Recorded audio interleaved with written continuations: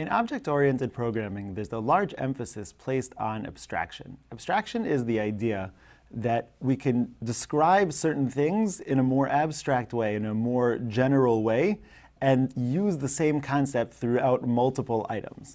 So as an example, in person, we created a method called getCourses. So if I were to make this an abstract method, what I would do is I would put a semicolon at the end, and I'd call it abstract. What that means is I don't need to define it in person. I can say that the person is an abstract class, and that means I don't need to define everything here, but all the subclasses need to define what it is.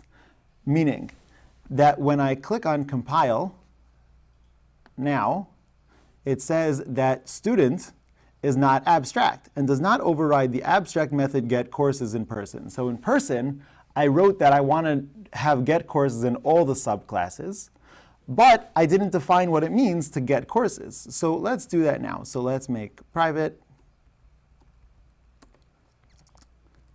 array list string called courses.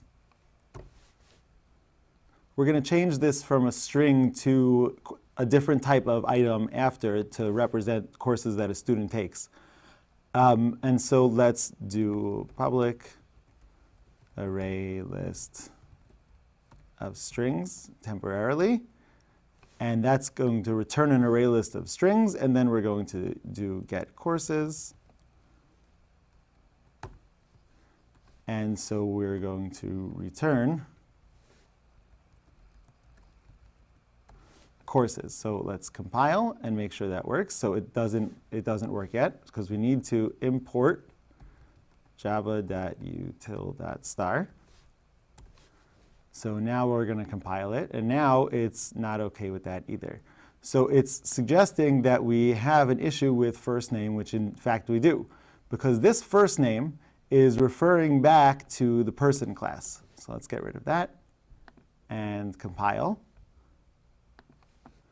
And now let's compile all of them. And now, why did TA compile? Take a moment to think about that. TA doesn't have a getCourses method defined. Why would TA be able to compile?